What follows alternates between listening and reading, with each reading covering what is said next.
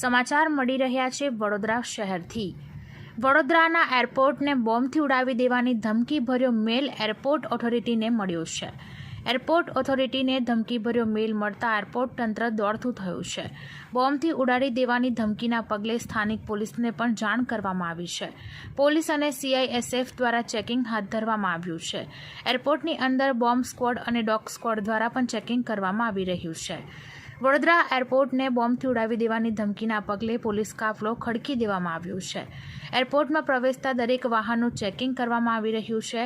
હળની police સહિતની તપાસ એજન્સીઓ સક્રિય બની છે। એરપોર્ટ આવતા દરેક પેસેન્જરનું ચેકિંગ કરીને બાદમાં પ્રવેશ આપવામાં આવ્યો છે। એરપોર્ટ પર સઘન ચેકિંગ હાથ ધરાયું છે। CISFના જવાનો દ્વારા એરપોર્ટની અંદર પણ સઘન ચેકિંગ કરવામાં આવી રહ્યું છે। એરપોર્ટ બહાર અંદર પ્રવેશતી કારોનું ચેકિંગ કરવામાં આવી રહ્યું છે। આ દરમિયાન એક કારમાં ઇલેક્ટ્રિક ડિવાઇસ મળી આવતા કારને અંદર પ્રવેશ આપવામાં આવ્યો ન હતો। કાર ચાલકને એરપોર્ટના ગેટથી જ પાછો મોકલી દેવામાં આવ્યો હતો। બોમ્બ બ્લાસ્ટ કરવાની ધમકીના પગલે એરપોર્ટ પર પોલીસ અને CISF દ્વારા ચુસ્ત બંદોબસ્ત સાથે ચેકિંગ કરાઈ રહ્યું છે। તે દરમિયાન ફાયર બ્રિગેડની 2 ગાડીઓ પણ પહોંચી ગઈ છે। બંને ફાયર ફાઇટરને સ્ટેન્ડ બાય રાખાયા છે।